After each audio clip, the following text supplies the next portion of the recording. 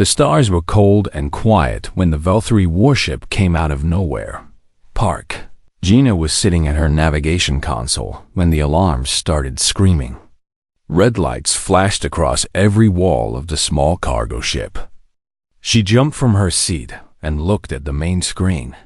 Her heart dropped into her stomach. The enemy ship was huge. It was black like the space around it, but covered in sharp angles and strange lights that glowed a sick green color. The Morning Star was just a small trading vessel. It carried food and medicine to distant human colonies. It had no weapons. It had no chance. "All crew to the bridge," Captain Yoon Do-won said over the speakers. His voice was calm, but Gina had worked with him for 3 years. She could hear the fear hiding under his words. The 12 crew members gathered quickly. They were simple people, traders, workers. None of them were soldiers. Gina looked at their faces and saw what she felt reflected back at her. Terror, confusion, the desperate hope that this was all some bad dream. "They are hailing us," said Kang Tae-ho, the engineer. He was an older man with gray at his temples and a limp in his left leg from an accident years ago. He spoke softly, like he always did. The screen flickered. Then the alien appeared. Gina had heard stories about the Valkyrie, but seeing one was different. It was tall, maybe 3 meters, with a body like an insect. It had too many arms. Its eyes were compound, like a fly's eyes, made of hundreds of tiny lenses that seemed to look everywhere at once. When it spoke, its mandibles clicked together and made sounds that the translator turned into words. "Human vessel. You will power down all systems. You will prepare to be boarded. Any resistance will result in immediate destruction." Captain Yoon looked at his crew. Gina saw him do the math in his head. 12 people. No weapons. A ship that could not run and could not fight. He closed his eyes for a moment. When he opened them, the decision was made. "We surrender," he said. The Valkyrie did not waste time. Within an hour, their soldiers filled the Morning Star. They were smaller than the one on the screen, but still taller than any human. They wore armor that looked like it had been grown rather than built. They carried weapons that hummed with energy. Gina did not understand. The humans were lined up in the cargo bay. The Valkyrie soldiers walked past them slowly, scanning them with devices that beeped and clicked. Gina kept her eyes forward. She tried to keep her breathing steady. She told herself to watch, to listen, to learn. She noticed things. The way the soldiers moved in patterns. The way they communicated with small gestures of their upper arms. The way they seemed to dismiss the humans as unimportant. Not dangerous. Not worth watching too closely. Gina filed this information away in her mind. She did not know if it would ever be useful. But her grandmother had taught her something long ago. When you cannot fight, the old woman had said, you watch. You wait, you remember. Your moment will come. The tall Valkyrie from the screen arrived. He walked among the prisoners like a farmer inspecting livestock.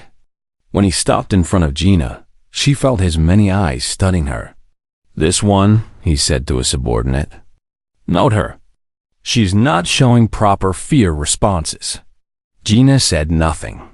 She kept her face empty. But inside, a small flame of defiance began to burn. The humans were marched onto the Valkyrie ship through a connecting tube. The inside of the enemy vessel was dark and humid. The walls seemed alive somehow, covered in a surface that pulsed slightly, like skin. The smell was strange, organic, raw. They were taken to cells. The rooms were small and cold, with hard floors and no furniture except for a shelf that was supposed to be a bed. Gina was put in a cell with 3 others. Lee Sujin, a young cargo handler who could not stop crying. Baek Minji, the ship's cook, who sat in the corner with her arms wrapped around herself. And Kang Tae-ho, the quiet engineer. Tae-ho caught Gina's eye. He gave her a small nod. so small that anyone else would miss it. Then he looked at the door, then back at her. Then he tilted his head slightly, as if asking a question. Gina understood. "Are you going to give up?" She shook her head. No. Taiho's eyes showed something that might have been approval. Then he went back to looking broken and defeated. But Gina noticed that his eyes were not looking at nothing. They were looking at the lock on the door, studying it, measuring it. The first night on the Valkyrie ship was long. Gina did not sleep. She lay on the hard shelf and stared at the ceiling and thought about her family back on Earth. Her mother, who had wanted her to be a teacher. Her younger brother, who had always looked up to her. A grandmother, now gone, who had survived things that would have destroyed weaker people. Fear is just your body telling you to pay attention, her grandmother had told her once. It is not your enemy. It is your oldest friend. Listen to it. Learn from it. Then do what you must do anyway. Gina listened to her fear now. It was loud. It was screaming at her that she was going to die in this alien place, far from everyone she loved. But underneath the fear, something else was growing. Something hard and cold and patient. She did not know what would happen next. She did not know if she would ever see home again. But she knew one thing with perfect certainty. She was not going to break. The Valkyrie had captured her body.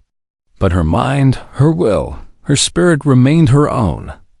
And as long as those were free, she was not truly a prisoner. She was just waiting for her moment. 3 days passed on the Valkyrie ship. The humans were fed twice each day. The food was a gray paste that tasted like nothing.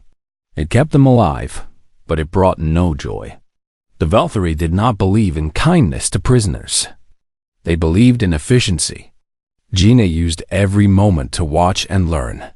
She counted the guards that walked past her cell. 6 different ones, working in shifts of 4 hours each. She memorized their patterns. She studied the door lock, a panel that glowed with soft blue light. She noted which guards were careful and which ones were lazy. In the cell next to hers, she could hear Captain Yoon talking to the others. His voice was tired but steady. He told them to stay calm, to cooperate, to wait for rescue. Gina was not sure rescue would come, but she did not say this out loud. Taeho spent most of his time lying on his shelf, looking weak and old. But Gina noticed things. The way his eyes tracked the guards through the small window in their door. The way his fingers sometimes moved, as if he was calculating something. The way he had pulled a small piece of metal from his boot and hidden it in his sleeve. On morning of the 3rd day, the Valkyrie came for them. All of them. Just some. Gina was one of those chosen. 2 guards pulled her from the cell. Their grip was strong enough to leave bruises, but she did not cry out. She walked between them with her head high. She passed Taiho on her way out. Their eyes met for just a moment. He gave her another tiny nod. Stay strong. Stay ready. They took her through long hallways that twisted and turned like the insides of some giant creature. Finally, they reached a room that was larger than the others. It was round, with walls that curved up to a high ceiling. In the center was a chair made of dark metal. It had straps for arms and legs and head. Around the walls were screens and machines that blinked with alien symbols. The tall Valkyrie was there. Gina had learned his name by listening to the guards. Commander Dreth. He was important among his people. A specialist in something the translator called information extraction. Sit, Dreth commanded. The guards pushed Gina into the chair. They locked the straps around her wrists and ankles. A band went across her forehead, holding her head still. She could not move. She could barely breathe. Dreth walked slowly around her, his many eyes studying her from every angle. His mandibles clicked in what might have been satisfaction. "Human," he said, "your species is new to us. We have only recently begun to study your kind. You are weak. You are soft. You live such short lives, and yet you have spread across many stars. This interests me." Gina said nothing. "I'm going to ask you questions," Dreth continued. "Questions about your home world, about your defenses, about your military. You will answer these questions." "I am just a navigator on a cargo ship," Gina said. Her voice was steady. "I do not know military secrets." Dreth made a sound that might have been a laugh. "All minds hold secrets, and all secrets can be found. We have tools that work on every species we have met. 107 different races have sat in that chair. All of them talked in the end." He gestured to one of the machines on the wall. A panel opened, revealing a container filled with pale green gas. "This is Nexrith," Dreth explained. "A chemical compound developed by our scientists over many generations. It enters the brain and finds your fears. Every fear you have ever felt. Every nightmare you have ever had. It makes them real to you. You will see them, feel them, live them, again and again, until your mind cannot take any more." Gina felt her heart beat faster. She had heard rumors about Velthari interrogation methods. Stories told in whispers by traitors who had lost friends to the alien empire. She had hoped the stories were exaggerations. Looking at the green gas, she understood that the stories had been too kind. "The Kithrani warriors were famous for their bravery," Dreth said. "The Nexrith broke them in hours. The collective was a hive mind of billions. The Nexrith turned them against each other. The Orwan could read thoughts. After the Nexrith, they begged us to cut out their own brains." He leaned close to Gina. His breath smelled like rotting meat. "What will it do to you, little human? What monsters hide in your soft, fragile mind?" Above them, Gina could see a window in the wall. Behind it, other Velthari watched. Officers and scientists gathered to observe the experiment. To them, she was just a specimen, a test subject, something to study and break and throw away. Gina thought about her grandmother again. The old woman had lived through a war when she was young. She had seen her village burned. She had walked through fire and snow and hunger. And she had survived. She had built a family. She had found joy again. "The body can suffer," her grandmother had said. "But the spirit chooses whether to break. That choice is always yours. No one can take it from you." Dreth stepped back. He nodded to a technician who began pressing buttons on a control panel. "We will start with a low dose," Dreth said. "I want to see how long you last." The green gas began to flow into the room. Gina watched it pour from vents in the ceiling. It fell slowly, like fog rolling down a hill. It had a smell now. Copper and something electric, like the air before a storm.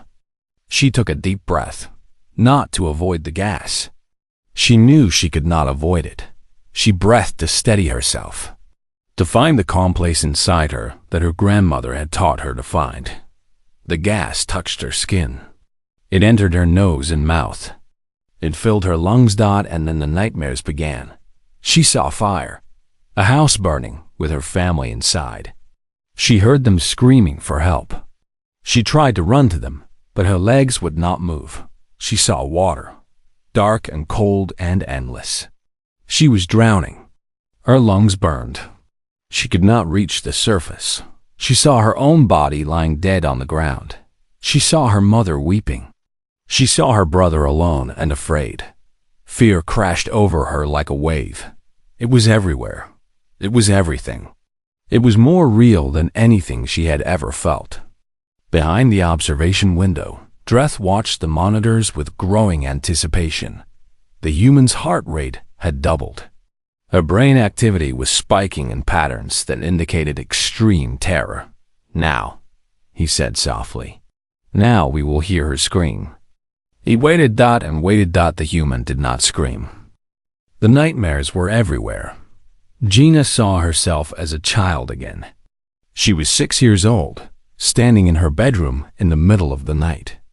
The closet door was open. Something moved inside.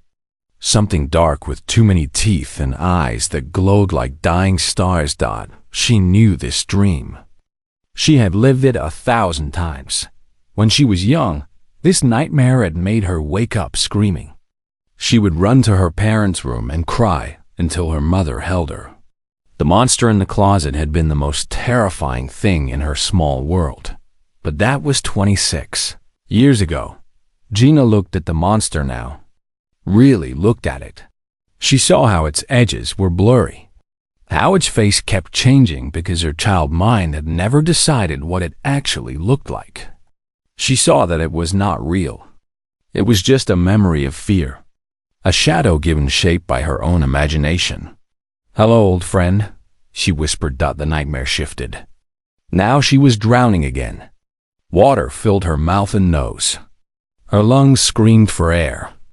The surface was so far above her, a distant circle of light getting smaller and smaller. This fear was newer. She had almost drowned when she was 15, swimming in a lake near her home. A cramp had seized her leg and pulled her under. She had been sure she was going to die, but she had not died. Her brother had jumped in and pulled her out. She had coughed up water and mud and laid on the shore gasping for breath, but she had lived. The fear had stayed with her in her dreams for years after. But even this fear had grown old and familiar. Gina stopped fighting against the water in her vision. She let herself sink. And as she sank, she remembered something important. She was not really drowning. This was just a chemical playing with her brain. The water was not real. The fear was not real. Only she was real. The vision dissolved. DRETH watched the monitors with growing confusion. The human's heart rate was still elevated, but it was not climbing anymore. It was actually starting to slow down. Her brain patterns were changing, shifting from pure fear responses to something else. Something the Valkyrie scientists had never seen before. "Increase the dose," Dreth ordered. More gas flowed into the chamber. The concentration was now higher than anything they had used on previous species. Most creatures would be catatonic by now, trapped forever in their worst memories. The human woman in the chair took a deep breath. Her fingers uncurled from the fists they had made. Her shoulders relaxed slightly against the restraints, and then she smiled. Dreth's mandibles clicked rapidly. This was wrong. This was not supposed to happen. Subjects did not smile. They screamed. They begged. They broke. They did not smile like they were meeting an old friend. Inside the chamber, Gina was still walking through her nightmares.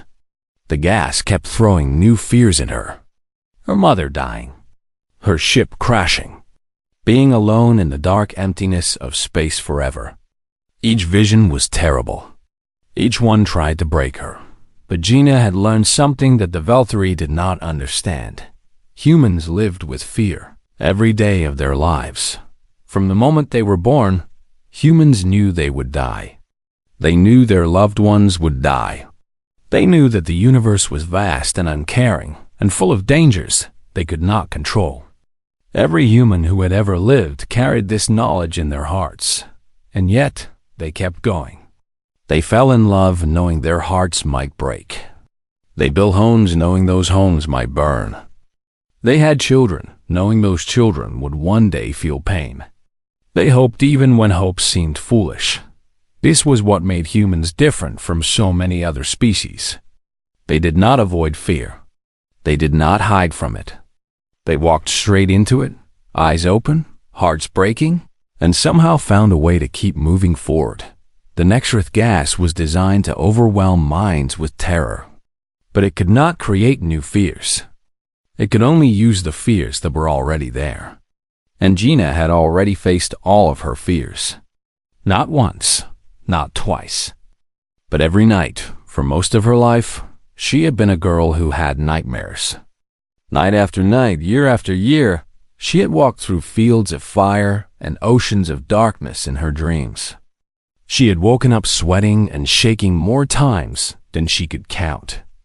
And each time, She had gotten up and lived her life anyway. The Velthari thought they had found the ultimate weapon against the mind. They did not realize they were using it on someone who had already spent a lifetime training in exactly this kind of battle. Gina looked up at the observation window. She could see shapes moving behind the glass.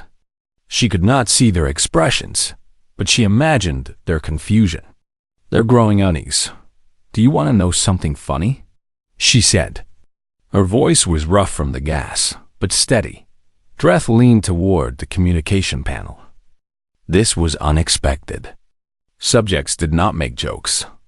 They did not speak in calm voices. He had to hear what she would say. "Tell me," he said. "I've had nightmares every night since I was 6 years old." Gina coughed, tasting copper on her tongue.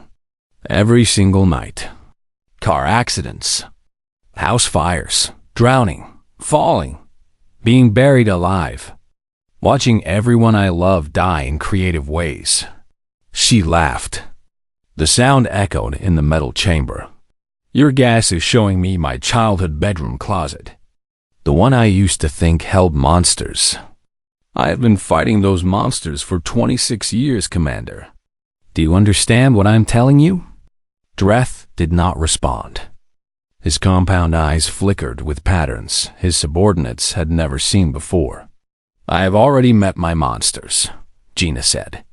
"I have met them every night for most of my life. And you know what I learned?"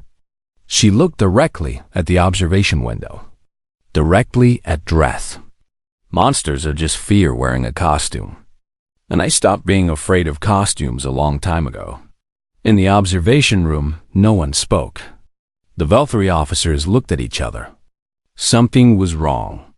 Something they did not understand. The readings made no sense. The human should be broken. Every model, every prediction, every piece of data said she should be screaming and crying and begging for mercy. Instead, she was smiling at them like she knew a secret they did not. And for the first time in his long career, Commander Dreth felt something cold move through his chest. He told himself it was not fear, but some part of him. Some ancient part that remembered when his species had been prey instead of predator. Knew better. The human was smiling, and suddenly, that smile was the most frightening thing Dreth had ever seen. The hours passed slowly in the interrogation chamber. Dreth refused to accept what he was seeing. He ordered higher doses of the Nexrith gas. He called in specialists from other parts of the ship. He ran tests and scans and checks on every piece of equipment. Everything was working correctly. The gas was real. The concentration was lethal to most species. And still, the human woman did not break. Gina sat in that metal chair, strapped down and breathing poison, and she talked. Not screaming, not begging, just talking. Her voice grew rough and tired, but it never stopped being steady. "Let me tell you about my grandmother," she said during the second hour. Her name was Park Yoonji. She was born in a small village in Korea during a war. When she was 10 years old, enemy soldiers came to her village. They burned everything. They killed her father and her older brother. The Velthari scientists watched their monitors. They did not care about human family stories, but they had nothing else to do. The experiment had gone wrong in ways they could not explain, so they listened. She survived by hiding in a well for 3 days. No food, no water, just darkness and fear, and the sounds of her world being destroyed above her. When she finally came out, everything she knew was gone. Gina coughed. There was blood in her mouth now. The gas was doing damage to her body, even if it could not break her mind. But she kept talking. She walked for 40 kilometers to find her mother and younger sisters. She walked on a broken ankle. She walked through snow and rain and past dead bodies and burning buildings. She was 10 years old, and she did not stop. In the observation room, one of the younger officers shifted uncomfortably. He had never heard a prisoner talk like this. He had never seen anything survive this long under the Nexrith. She found her family. She kept them alive through the winter. She worked in fields and factories. She went hungry so her sisters could eat. And when the war finally ended, she built a new life. She got married. She had children. She watched those children have children of their own. Gina's smile had faded now, but something else had replaced it. Something hard and unbreakable, like diamond. She lived to be 93 years old. And every day of those 93 years, she carried the memory of that burning village inside her. She had nightmares too, but she never let those nightmares stop her from living. She looked up at the observation window again. You want to know the secret of humans, Commander? This is it. We are not brave because we feel no fear. We are brave because we fear every day, and we keep moving forward anyway.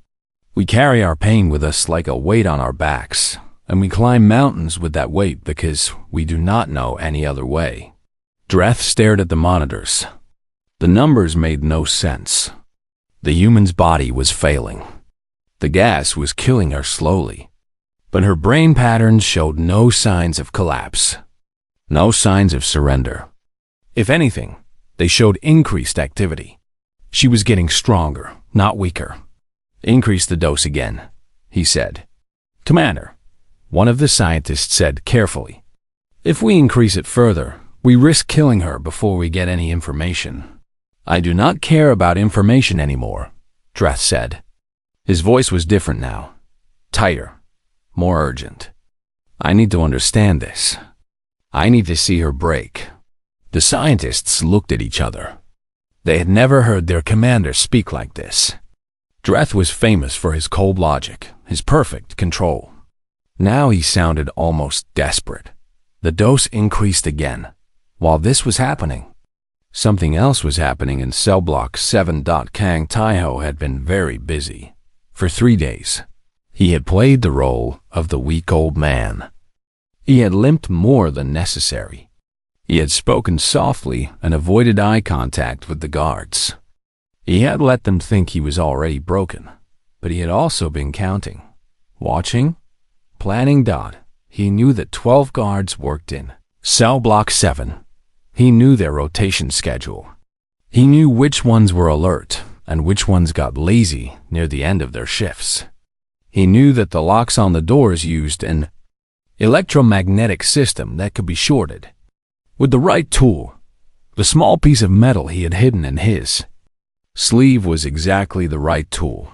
When the guards took Gina away that morning, Taiho had felt something cold settle in his stomach. He knew what the Velthari did to prisoners they took for interrogation. He knew she might not come back, but he also knew something else. Gina was tough. She had shown him that in small ways over the past 3 days. The look in her eyes, the way she moved, the questions she asked when the guards were not listening. She would buy them time. He was sure of it. He just needed to use that time well. So while Gina sat in that chair and talked about her grandmother, Taiho worked on the lock of his cell door. It was slow work. He could only do it when the guards were not looking. A few seconds here, a few seconds there.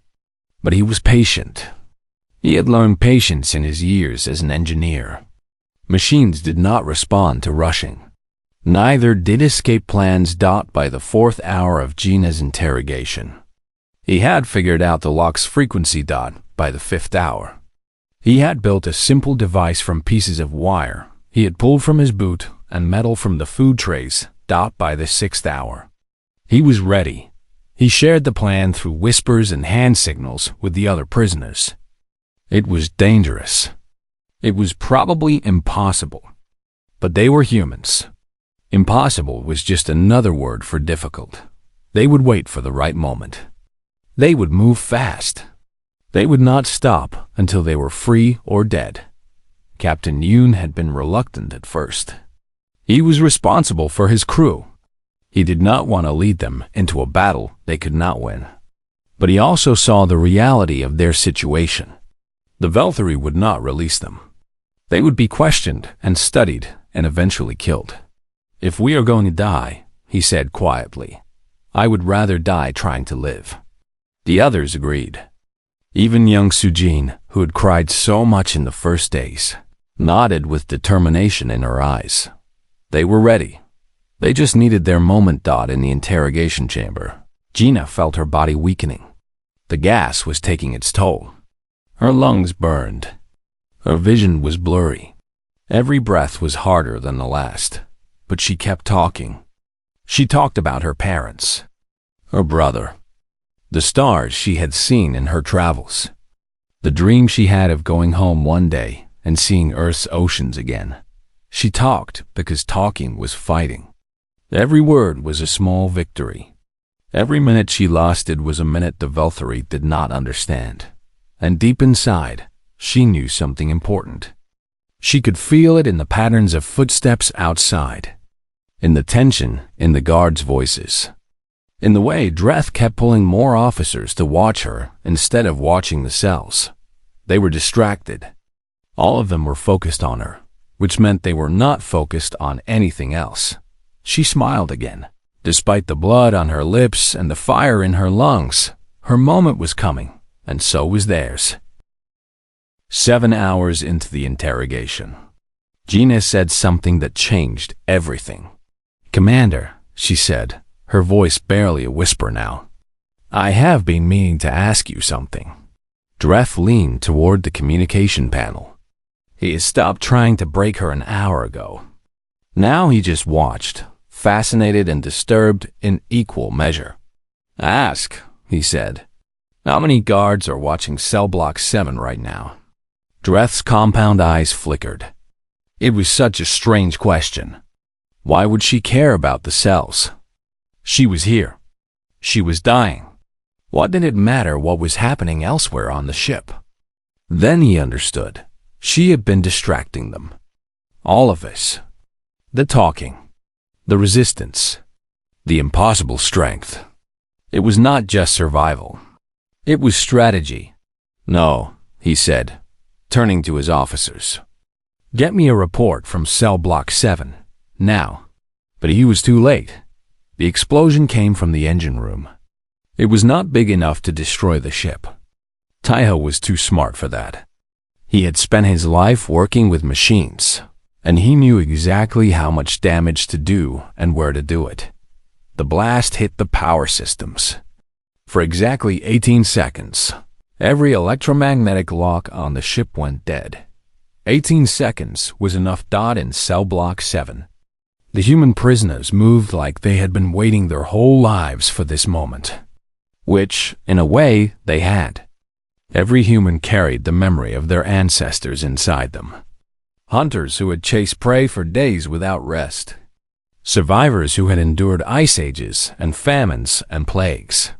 Fighters who had faced impossible odds and refused to die. The Valkyrie had seen humans cry and beg and surrender. They thought they understood this species. They were wrong. The first guard died before he knew what was happening. Captain Yoon had made a weapon from the metal frame of his sleeping shelf. It was crude and ugly and perfect. The guard's armor protected his chest, but it did not protect his throat. The second guard managed to raise his weapon. Beak Minji, the quiet cook who had seemed so broken, threw herself at him. She did not have a weapon. She had her hands and her teeth and her complete refusal to let her friends die. That was enough. The third guard ran. He made it 10 meters before young Sujin brought him down with a flying tackle that would have made her childhood. Taekwondo teacher proud. The humans moved through the ship like fire through dry grass. They were not stronger than the Valkyrie. They were not better armed. But they had something the aliens did not expect. They had been planning this for 3 days. They knew the patrol routes. They knew the weak points. They knew how to work together without words, using only looks and gestures and the deep understanding that comes from shared danger. And they were angry. Not the hot anger that makes you stupid. The cold anger that makes you dangerous. The anger of people who had been treated like animals and decided they would rather die than accept it. In the interrogation chamber, Gina heard the sounds of battle through the walls. She heard energy weapons firing. She heard Velthury screaming in their clicking language. She heard human voices shouting in Korean. She smiled. Then she dislocated her own shoulder. She had been working on this for hours, moving her joints slowly, carefully, stretching the ligaments bit by bit when the pain from the gas made the Velthury think she was just twitching. It hurt more than anything she had ever felt. But pain was just another kind of information. Her grandmother had taught her that her right arm came free of the restraint. She reached over and released her left arm. Then her legs. Then her head. She fell out of the chair and onto the floor. Her body was weak. The gas had done real damage. But she was free. The door to the chamber opened. Dreth stood there, weapon raised, mandibles spread wide in what might have been rage or fear or both. How? He demanded. How is this possible? Gina looked up at him from the floor. She was covered in sweat and blood. She could barely move. But she was still smiling. You made a mistake, she said. You thought fear was our weakness. You did not understand. Fear is what made us strong. Every human who ever lived learned to face fear before they learned to walk. We've been training for this since before we had words for it. She pushed herself up onto her knees. You wanted to know the secret of humans? This is it. We are not the strongest. We are not the smartest. We are not the fastest. But we do not give up. We do not stop. We take everything the universe throws at us, and we keep going. You cannot break something that has already learned to be broken and put itself back together. Dreth aimed his weapon at her head. He never got to fire it. Taiho appeared behind him. The engineer had made his way through half the ship to reach her. He hit Dreth from behind with a piece of metal pipe. The commander fell. Can you walk? Taiho asked, helping Gina to her feet. No, she admitted. But I can limp. That will have to be enough. It was. The battle for the endless hunger lasted 43 minutes. 12 humans against 200 Velthury. The humans took the ship. Not because they were stronger. Not because they had better weapons. But because the Velthury had made a critical error. They had underestimated prey. Humans had spent millions of years being hunted by things with bigger teeth and sharper claws. They had learned to survive through endurance, through cooperation, through the stubborn refusal to die. Evolution had burned these lessons into their very cells. The Velthury were predators who had conquered 100 species through fear.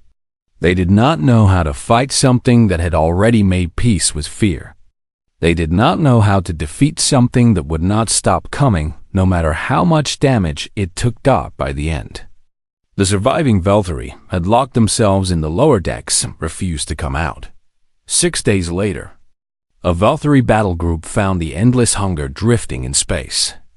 When they boarded, they found Commander Dreth alive, locked in his own interrogation chamber. The message carved into the wall was in Korean. When translated, it read, "We do not break. We bend, and then we snap back. Tell your empire." The message was signed with a single name, Park Gina. Below the name was a small drawing of a smiling face. The Velthury High Command met in emergency session. They reviewed all the evidence. They watched the recordings from the ship. They saw a human woman sit in a chair full of poison for 7 hours and smile. They quietly removed humans from their list of target species. Some prey they decided was more trouble than it was worth. Far away, on a small blue planet called Earth, Park Gina finally came home. She walked on legs that still shook sometimes. She breathed with lungs that would never fully heal. But she walked through her mother's door and held a brother and stood in the sunlight and felt the wind on her face. She still had nightmares. She probably always would. But now, when the monsters came for her in her dreams. She smiled at them, and the monsters were afraid.